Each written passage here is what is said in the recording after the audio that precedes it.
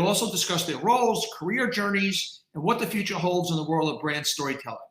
Throughout the discussion, please drop your questions in the Q&A tab on the right side of your screen. We really look forward to your questions. That's what we're here for. And I want to introduce a really esteemed panel. Lori Asio is NBC News Group Communications Vice President. By the way, we got a lot of vice presidents, senior vice presidents, executive vice presidents. We're at that level here today. We're not messing around. Jeff Blackman, NBC Creative and Cable Entertainment Senior Vice President. Radhika Shah. I'm sorry? Oh, Radhika Shah, NBCUniversal Brand Strategy and Planning Vice President.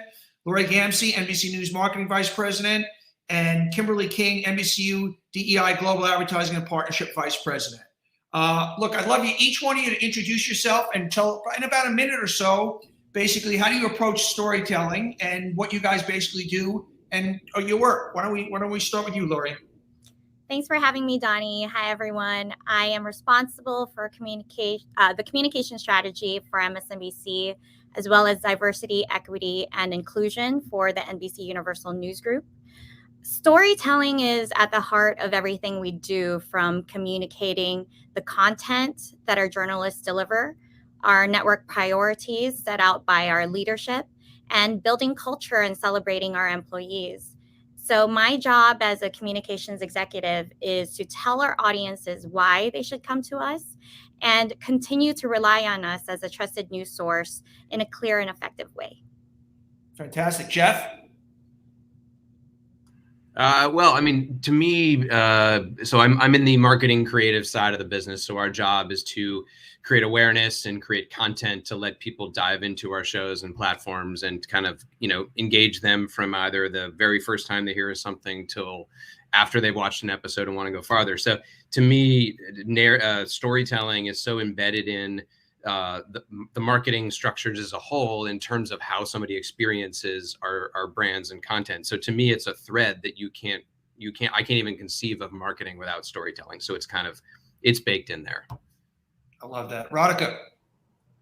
Hi, all. Thank you for having me here. So I lead brand strategy across our cable entertainment brands, and that's essentially crafting our marketing strategy and figuring out and sharing that with our broader marketing teams where they make the magic happen. So that entails understanding the property that we need to market, identifying broader insights, cultural and competitive, that help us determine the right audiences to target, the right way to position it in the marketplace, and the right marketing hooks that will really bring that audience in. So really, it is very much about crafting that narrative, and it's very much about the storytelling and translating that show or brand and research into a marketing story that all of our broader marketing teams bring to life. Love it. Love it. Lauren. Hi, as Vice President of Marketing at NBC News, overseeing the Today and Dateline brands, my team is responsible for the creative campaigns and the marketing ideas that foster relationships with our audience and drive engagement, which could be anything from watching our broadcasts, listening to a Dateline podcast, to shopping with us through Shop Today. To do this, we put the audience at the center of everything that we do and think about how to frame the brand story in a way that they can relate to and will entice them to engage with us. For the Today Show, we're lucky because that is a brand that is living and breathing out in the world, every morning and also 24 hours a day now. And so it's up to us to really think about how the brand story through marketing marries into what the content is saying to people every single day. Yeah, Today is one of the great brands of all time, period. Kimberly. Sure. So I'm a servant leader, and I currently serve as the Vice President of Diversity, Equity, and Inclusion in our Global Advertising and Partnerships Group. So when we think about that, we like to say on our team that DEI is in our DNA. And storytelling for us is used to color inside and outside the lines to define our culture forward in collaboration with both my colleagues as well as our clients. And so when we think about how we do that, whether that's internal employee programs or externally with DEI-related partnerships and for our clients, we're really building this always-on culture of inclusion is kind of how we like to frame it up, that celebrates all communities and all audiences all year round. And that content really helps us think about how we reach and engage those diverse communities on the front lines because we reflect that within our employee population. And I'd like to think that if we're doing it right, we'll be able to really deliver strong stories for our clients, for each other as an employee baseline and network, and within our company and our industry. No small task. No small task. No small task. Guys, thanks. Let's drill down a little bit. Lori, then we're going to start with you. Obviously, with any brand and in storytelling a brand, there's two audiences. There's the external audience, but there's also the internal audience. Talk to me about the difference of reaching those audiences and how do the synergies work there? Yeah, so we are very intentional with our communications because, like you said, you have to consider your audiences first. And we have a wide range of targets when it comes to our communication strategy. For internally, we have to factor in how we can be more personal. We have a very engaged team. So we also want to make sure that culture and community is taken into consideration. So whether the approach that's best is a town hall, an internal note from leadership, an informal coffee chat, announcing award wins or highlighting our own people. My job is to be a sounding board for our leadership to build transparency and ensure our employees feel empowered and heard in the jobs that they're doing. Externally is a much more broader audience. Is it reporters? Is it shareholders? New audiences? What's the demographic? So we take into account also the vehicle in which we deliver our story. Is it a press release, a social media post? Do we work with an outlet or various reporters to highlight personal stories of our anchors and correspondents to showcase their interests and to humanize them? So it's not a one size fits all. Hear you. Guys, we want your questions. We would love to answer them, so just put them right in there and we'll get to them. Lauren, let's get into some practical advice. If there were kind of three kind of guideposts you use for storytelling, and obviously there's no one size that fits all, how would you kind of answer that question? Well, building off of what Lori said, the audience is central to everything that we're doing. You need to answer, who are you speaking to, and where are they right now? What do they need from your brand? Marketing the Today brand and the Today show in the middle of the pandemic is very different than, for example, where we were years before that, celebrating our big 65th anniversary to where we are today. And so the message we're putting out in the world really needs to be about the role that we're serving for the people that we're reaching. The second thing we think about is differentiation. What will be the authentic thing that makes the brand stand apart? For today, it's things like our anchors. When you can get your news from anywhere in the morning, who you get it from can be that deciding factor. So for us, we really lean into our anchor team as a differentiator. The same goes for Dateline, where the correspondents on Dateline are the best true crime storytellers around. And to that point, the third would probably be brand legacy. You noted, Today is a legacied morning brand, 70 years running. I've been lucky to work on some of the most legacied brands in the industry. Dateline is the originator of the true crime genre. And so as you take these brands into the modern day, how do you maintain those core brand attributes while then thinking about how to bring it to a new audience? Got it. Hey, Kimberly, I want you to jump in. How important is a personal brand in selling your company's brand and the story there? And how do you kind of go about selling your personal brand? I love it. If you just think about even how I introduced myself, right? I'm a self-described servant leader, and I look at myself as a brand because all of us as marketers know that a brand is a promise. So for me, using that narrative to connect to my consumers or my audience is super important, with really that focus on linking what I stand for, what my values are, so that it kind of can connect that one-to-one. So even just piggybacking on the ways that, Lauren communicated the practical advice, I literally was thinking the same thing, because at the end of the day, you represent a multitude of things, because we are at the intersection as humans. Like, who is a monolith in this industry or in this world, right? So when you think about how you need to show up into the spaces that we're actively promoting around or how we're representing, I want to make sure that I showcase the many dimensions of who I am so that I can authentically represent what diversity, equity, inclusion means for my organization and for my team. Fantastic. Hey, Jeff, you manage a portfolio of brands. Sometimes things are obvious, and then sometimes you got to really go below the surface to kind of get to a story. How do you kind of do that deep dive when it's really not an obvious story? Because usually it's not. Yeah, I mean, at the end, it should feel obvious. The journey should leave you to where it felt obvious, an obvious aha. But sometimes it's not obvious how you get there. I'm lucky I get to manage the creative output of our brands like Bravo and E and Sci-Fi brands that really mean something to some people. But the way that I usually find success for myself and my team, just to hook into something Kimberly said earlier, is to kind of look within and make sure that you have a core mission for that brand. And if everybody is understanding of the mission, they all become storytellers. So, my job is to not tell the story. My job is to create a system where people can bring stories forth. That's how you go deeper and you look behind past the obvious and past the things that have been done. Is if you have a team of storytellers, you're just basically enabling and picking the best stories versus having to come up with everything from scratch. Yeah. And I can piggyback on that, Donnie, because Go ahead. having worked with Jeff on our cultural awareness months, which is how we celebrate diversity across our portfolio, Jeff has done exactly that, right? To help galvanize the storytelling narrative across all of our different audience tracks. So whether it's Black History Month, Women's Her Story, AAPI, Pride, right? We're really thinking about that. Jeff kind of has come into the fold in the mix and really helped to anchor his team to tell the best story so that it speaks to that inclusive lens and that curiosity and asking questions around how we tell these stories so it feels authentic to our brands, right? Our network brands, our streaming brands, but also, again, authentic to our audiences. So just wanted to tout Jeff for helping us do that successfully.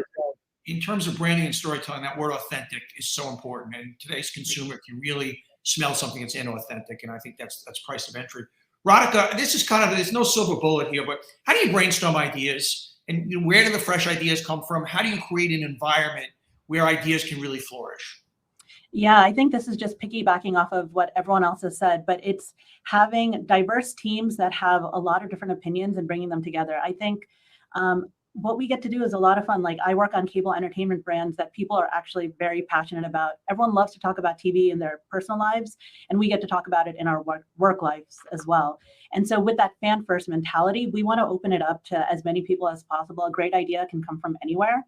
Also, there's way too much content out there. I mean, as much as we live and breathe TV, there's more and more shows every single year. It's impossible for any one person to watch everything, know what's happening across all of the industry, know what our competitors are doing. And so just having more and more voices, being able to collaborate, brainstorm together. We bring in agencies also to help us find what's happening right now. So what's culturally resonant that might help us stand out and be a little bit more disruptive. So it's really empowering all of our teams to let them know that a great idea can come from anywhere and really speak up. If you see something, say something, and any ideas is a good one to discuss. Yeah, that's a great thing. No idea is a bad idea. I used to start meetings that way. Hey, Lori and Kimberly, I'd love to hear from both of you on this. How do you make sure you're targeting diverse audiences? It's so critical today for the success of any brand. Yeah, so we don't want to isolate the audiences we serve. When it comes to diverse audiences, firstly, I'm very proud to work for a company that values DEI. You see that with our leadership at the highest levels, from even who we have on air to who's putting the broadcast together behind the scenes. So we want to celebrate that, and we also want to communicate and share our values. So when it comes to highlighting, how we're covering things from, women's history, Black history, when there's, things happening in the news with anti-AAPI hate, George Floyd, et cetera, we want to make sure that we tell our audiences how we're covering and how we are going to change in terms of sharing the stories that we are putting on air.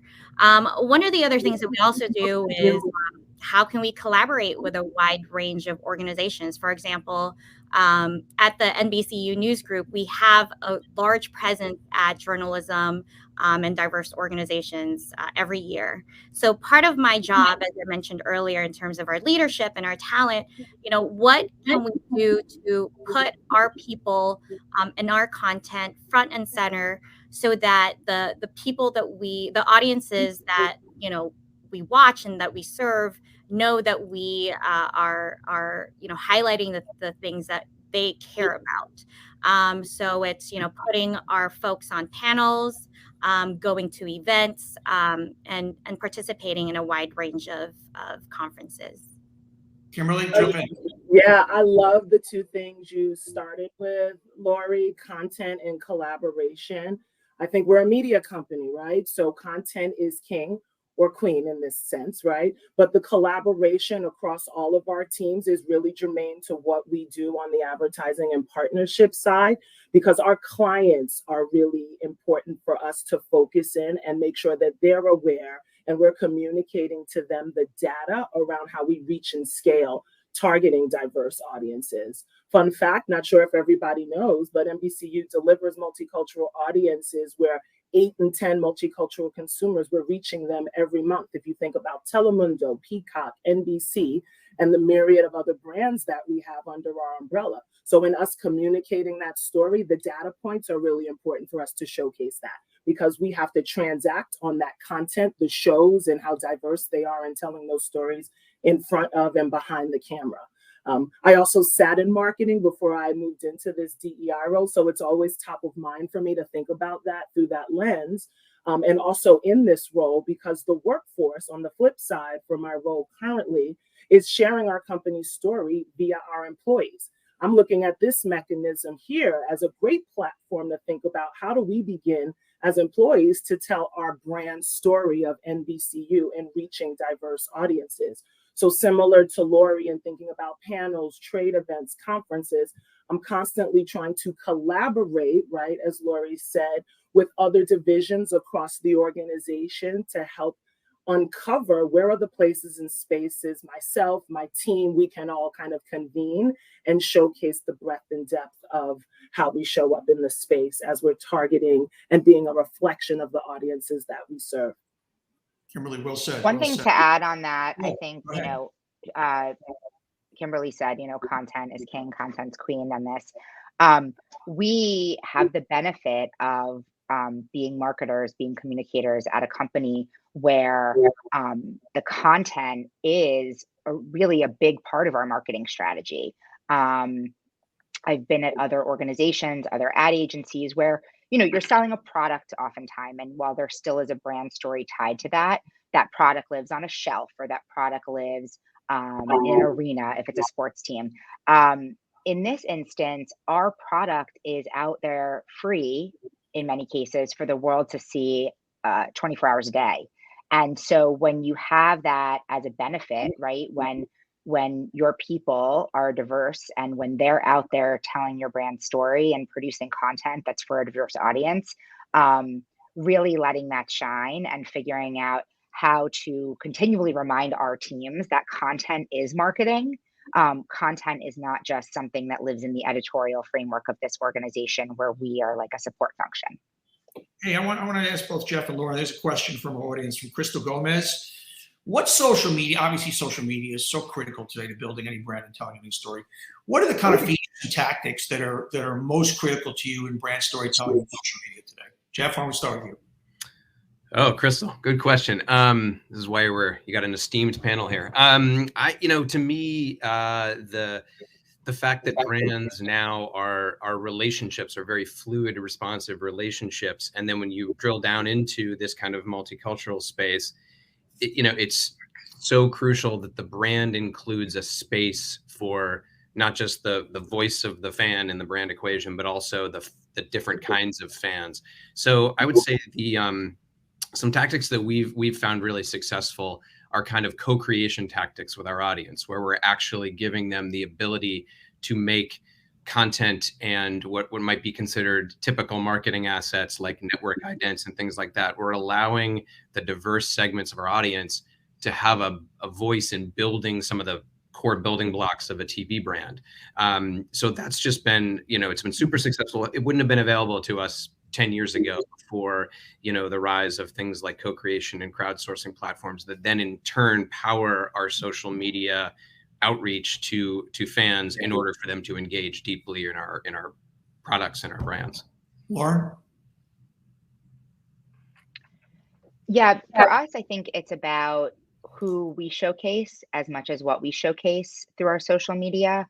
Again, being able to tell stories across the country, both from the perspective of our anchors, who also, oftentimes have a personal connection to those stories, but then really featuring the people who are in the stories, right? The person who lives in Middle America, the person who has been impacted by whether it be a tragedy or an opportunity that others can relate to. And social media has given us an opportunity to really amplify those people's stories in a way that can live well beyond our 4-hour broadcast in the morning. Radhika, how important is it having a diverse team to tell the right brand story? How do you make sure that happens, and how critical is it? Oh, it is paramount. I think diversity is central to everything that we're doing. We are constantly communicating with all of our audiences, sometimes very rapidly, and having diverse voices, it allows us to be authentic and makes us much more impactful marketers because, nowadays, we've heard this throughout the panel, authenticity and content are kings or queens. So in order to be authentic, we have to have that authenticity start with our content and our teams and what we're saying. And so it just allows us to have more broader perspectives. We can have those internal discussions, debates when time allows, but when we need to respond rapidly, we actually have people who represent the messages, the audiences that we're actually going after. And so it's something that we are always trying to have the most diverse teams possible and have the most points of views, and that allows for richer marketing.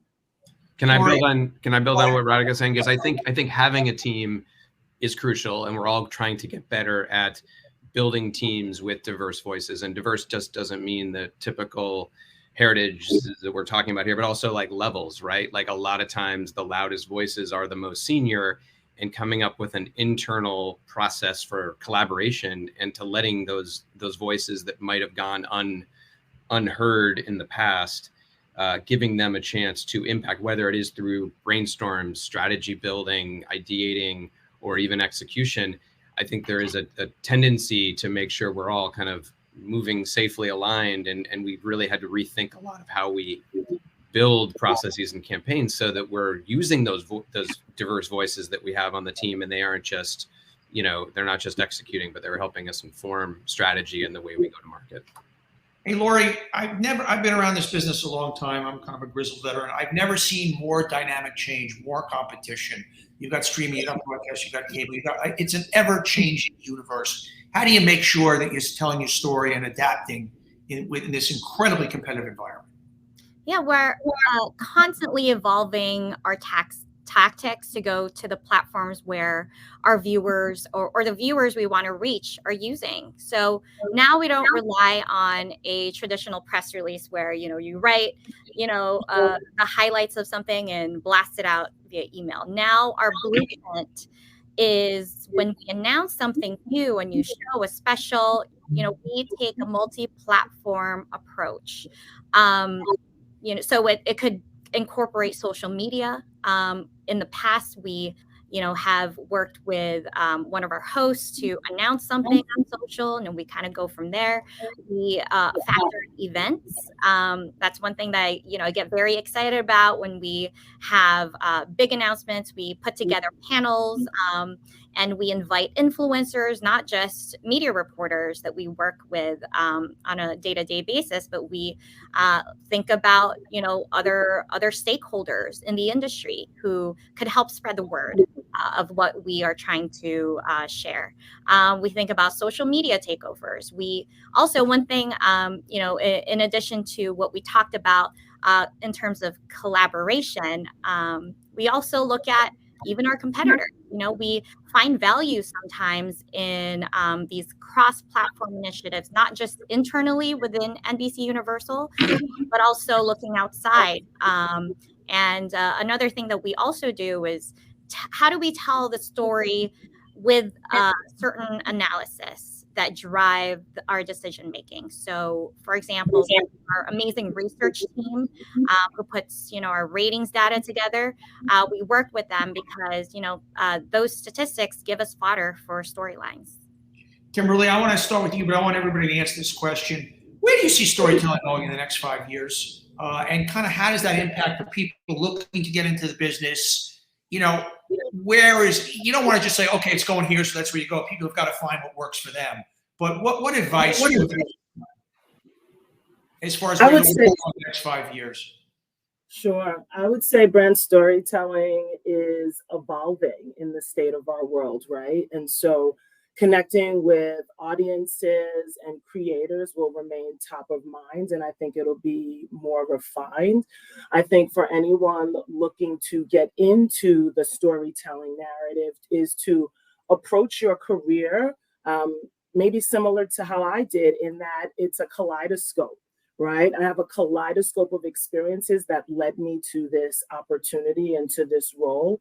So when you think about how the stories are being told, it's maybe being present in the moments that you're in and preparing for what that thing is that you're passionate, that fuels your soul, and driving down that lane, but also being ready to pivot off to doing something else. And when I think about it, the best example of that for me is hip hop, right? Hip hop is the greatest story for me that has been told, right? Biggie said, who would ever thought that hip hop would take it this far? And it's been 50 years that we're celebrating something that started off really small in a small corner of the world in the Bronx in New York. And now it's a global phenomenon, right? And when you look back on the story that's being told, it iterates, it changes, it evolves, right? And there are multiple ways that you got in the beginning that are very different than how you can get into it now. So I think about those as kind of parallels to how you begin to evolve and think about your story as it continues to change. Laura, next 5 years from your point of view? Marketing, is a formula, and I say that as a positive. The fundamentals of marketing are not going to change, right? The audience is core, at the center of everything that you do, your brand differentiation, right? All of those things we talked about, those things are not going to change, right? Marketing 101 is not necessarily going to change, but consumer behaviors are changing, in particular around media. It's an on-demand environment. And so your playbook has to change, and you have to recognize that your role in people's day-to-day worlds is different. And so transparency, right, around those discussions here, I talk with my team a lot about the realities, right? Like it's great to have lofty marketing ideas and think that there's everyone likes to say the big idea, but what is the reality that people are living in, right? Where is this idea going to meet them? And keeping in mind that on-demand culture, especially for us in media, is very important right now. Radhika, next 5 years, storytelling from your point of view, evolution, changes? Yeah, so I think we've seen such a change in just how we are working and engaging with consumers. 10 years ago or whenever before social media, it was very much a one-way conversation. As a brand, we were storytelling to the audience. Since social media, it's become much more of a dialogue where we are talking with the consumers much more. And where I see it starting now and going even bigger in the future is that the consumers themselves are going to be stewards of our brand storytelling as well. And you see that with user-generated content, but I think that it's going to be a much bigger part. And so any way that we can figure out how to work better with our consumers and really engage them and keeping the authenticity of our brand, but bringing in many more voices and creators into the process with us, just so we can, be as true as possible to what's going on. So I would say what I would recommend, as Kimberly said, is just know that we will have to pivot, be intellectually curious and read up on whatever is happening. Just start to see what trends are out there and be nimble and be willing to try something new, because that's not going away. Jeff, put your futurist hat on and take a look at the next 5 Oh my minutes. God. I two areas. One is on the on the creative side, which our team's responsible for taking these marketing plans, these big ideas, and turning them into big pieces of content, little pieces of content. And is what I try to tell the team is, we are creating systems, not just deliverables. Deliverables come out of those systems, right? But to Lauren's point, how somebody experiences the campaign that we send out is going to be very different, very bespoke, depending on their platform diet or their journey through a streamer or how they're watching anything that even looks like what we call TV.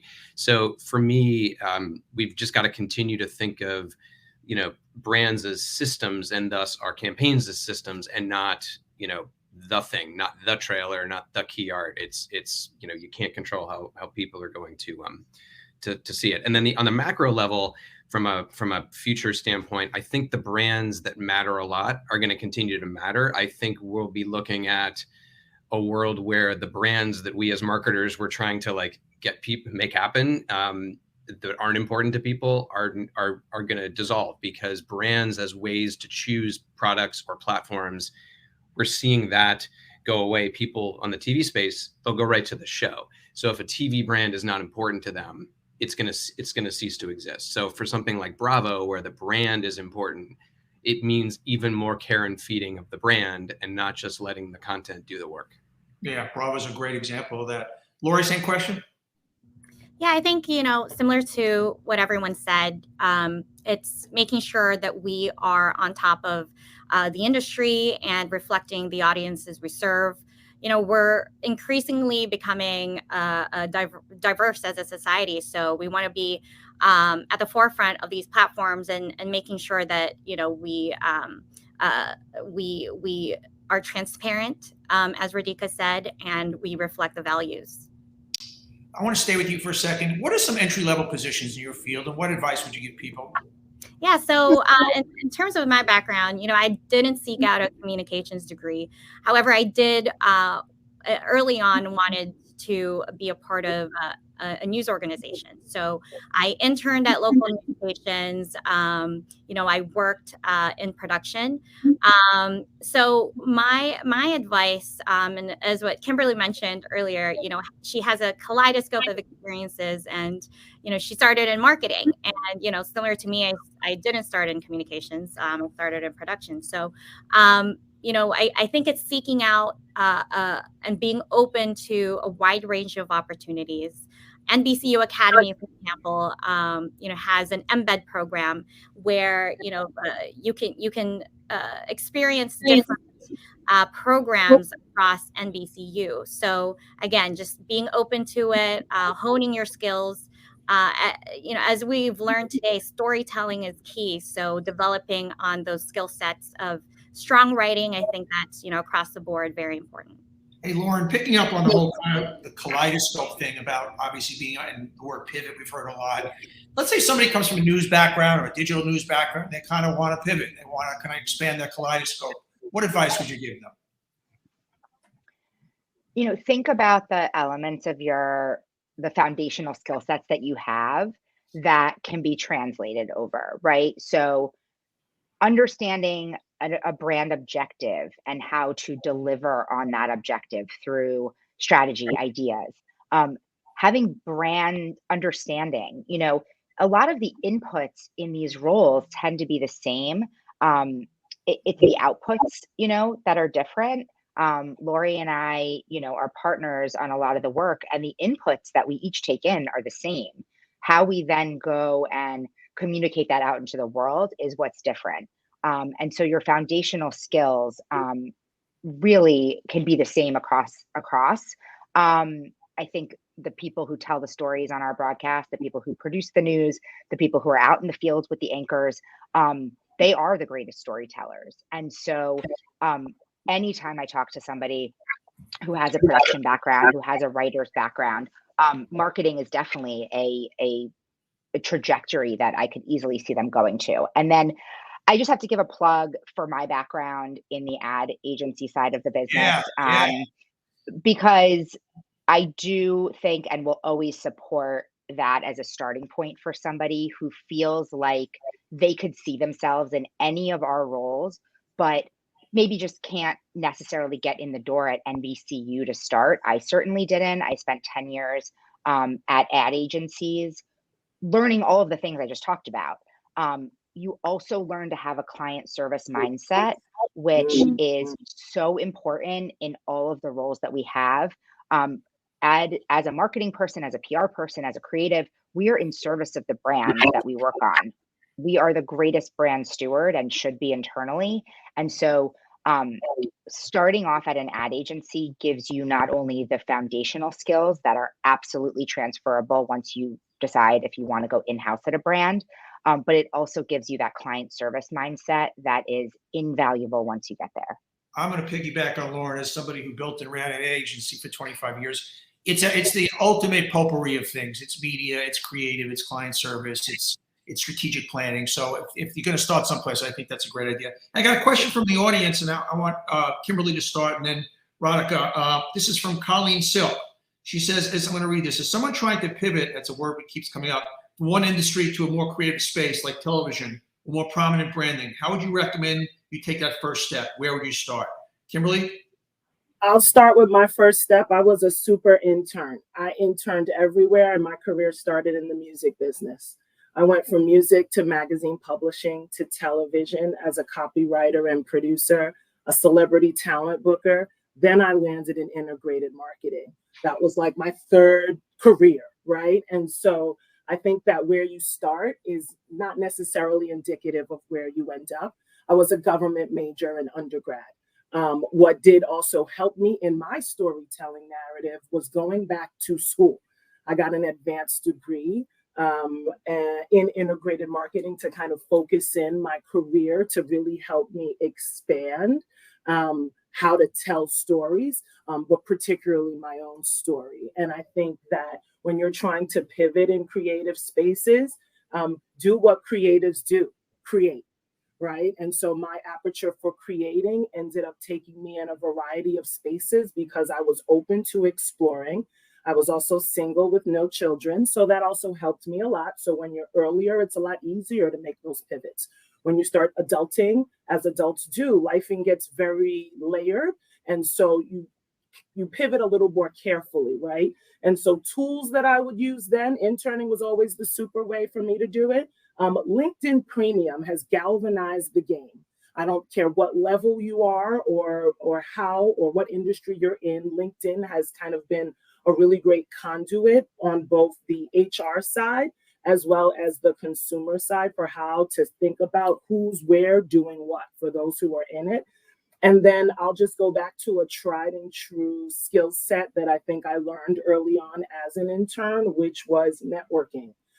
As much as we evolve to the digital age, I love to think that, as you know, we talked about being anchored in service, right? In service to, we still communicate and connect with people through relationships. I think every one of us understands the value of relationships. They work not just externally, but they also mean a lot internally. And how you navigate those places and spaces is equally as important because it's in those relationships that you'll also find like-minded community.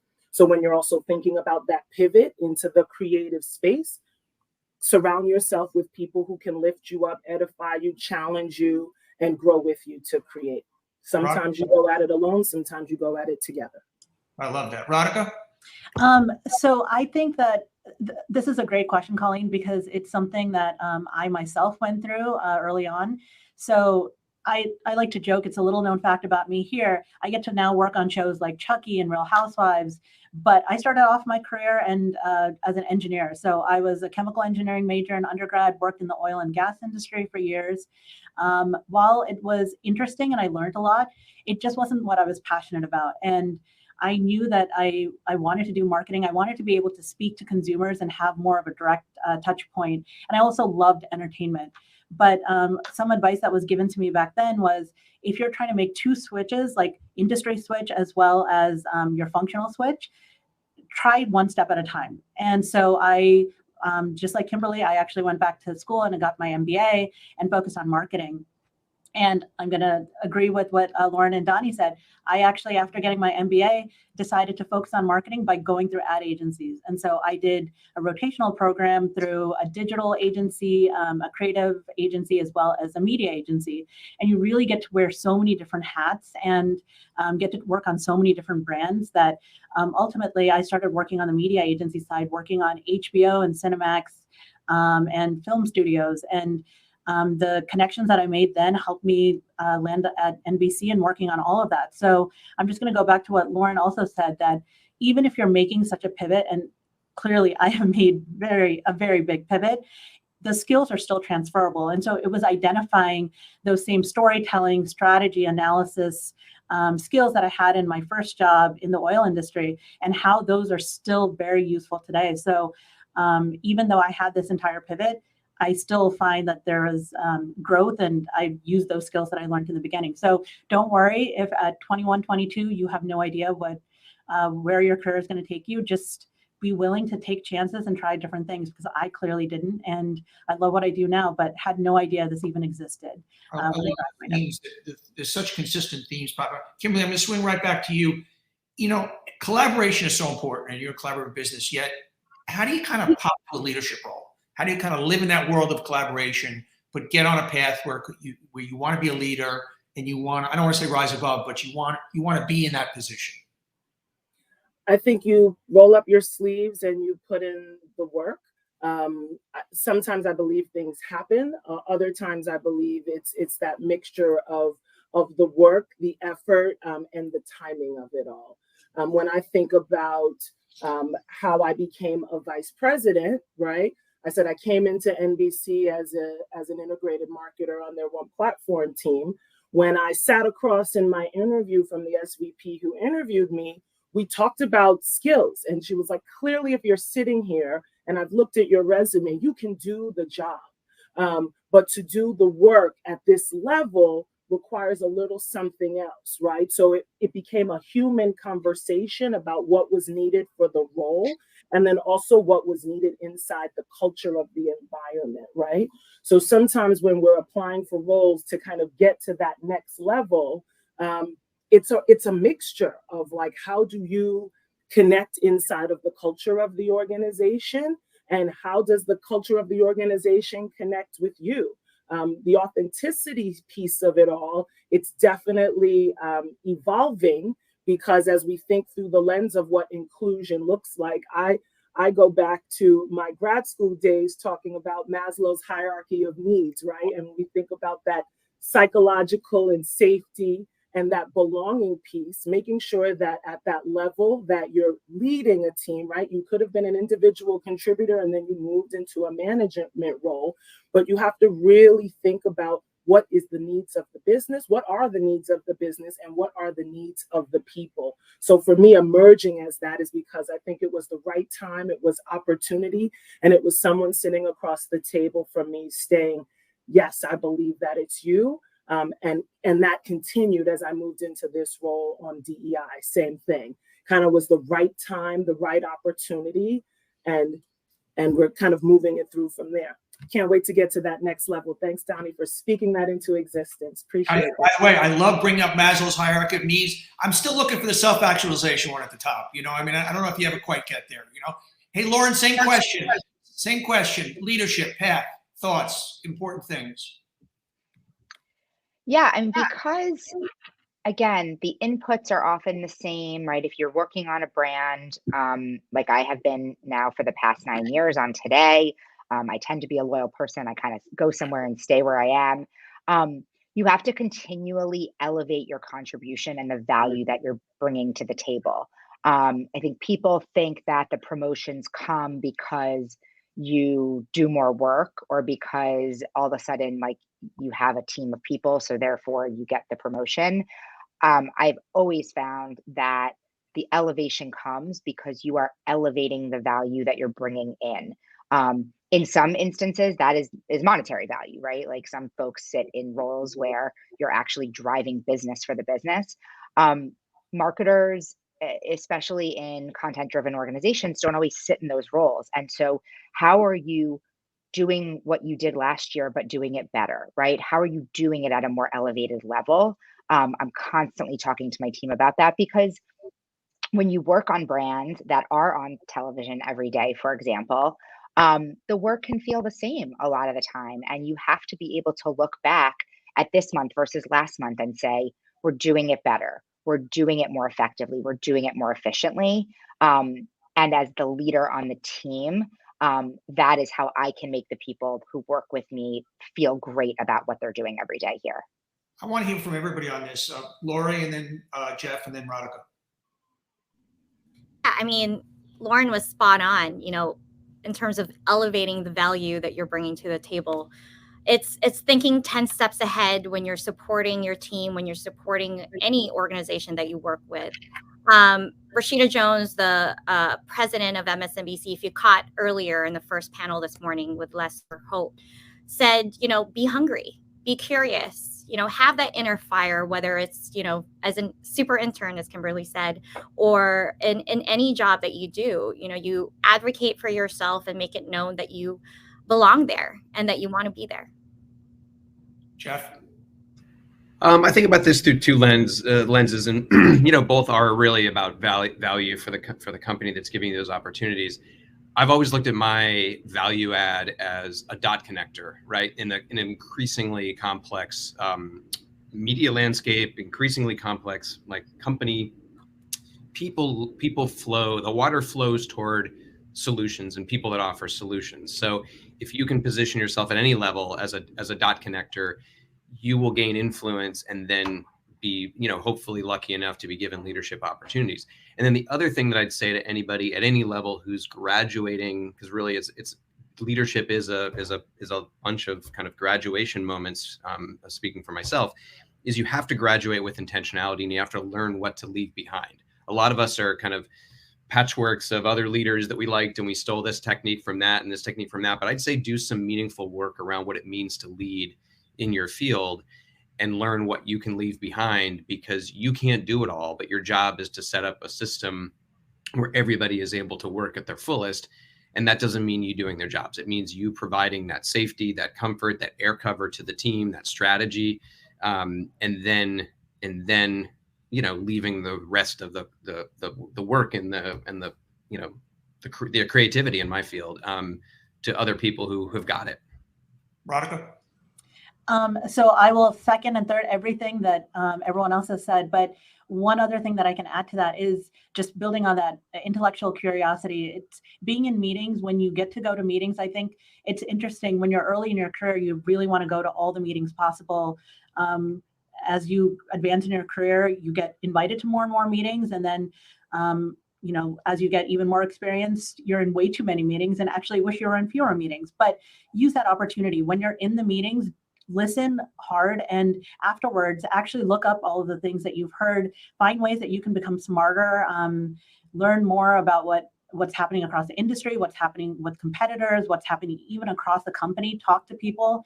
So then the next time that you're in a similar meeting, you actually have empowered yourself to be able to contribute and speak up and add value in those meetings. And so it's just finding ways that I think Lauren also said this, like it's elevating what everyone else needs as well. And so just finding ways that you can do it and take that ownership that no matter what it is, you are finding a solution to that problem. Yeah, I want to just give my perspective on leadership because, as I said, I've had a lot of perspectives in business. No particular order, hard work, outwork everybody. I mean, there's no substitute. Surprise your boss, over-deliver. Surround yourself with people smarter than yourself. I don't care whether you end up in a management position or you're just starting out. Make sure you surround yourself and make sure you care about the people around you, their success as much as your own. And finally, don't be afraid to fail. You talk about, you listen to any great CEO, any great leader, forget about their successes. Where they really learn is swinging and missing. So you don't be afraid. Just get in there and swing, work hard, grit. There's no secret sauce. I think everybody's really laying it out well. Hey, let's go around the horn one time. Final thoughts, Jeff? Oh my God. How to sum all this up. I think we're, like we said, incredibly lucky to work on brands that are important to people. And I just don't want to undersell the need of, back to your internal question in the beginning, around having everybody aligned on a mission and a process that gets all these voices weird metaphor, but pointed in the same way and singing the same song, because there's too much chaos in the world for your brand to act that way. Lauren? Yeah, I think I said before, but be transparent with the objective that you're working towards. I think that speaks to how to show up authentically in brand storytelling, how to be an effective leader in many of the industries and roles that we serve in. If your team does not know what ideally the brand mission and the business mission is, right? I think there's no better thing than people to understand transparently what the business objective is. You will get the best solutions, ideas, creativity out of them, because they can see and understand how that is helping the greater picture of what you're all working on. Kimberly? Kimberly was finding the mute button. And Kimberly also believes that the servant leadership for me, similar to Jeff's POV, is the paying it forward, keeping that door open for those that are kind of coming behind me. Listen, when I bring my whole self to work, I am also the mother of a Black boy in America.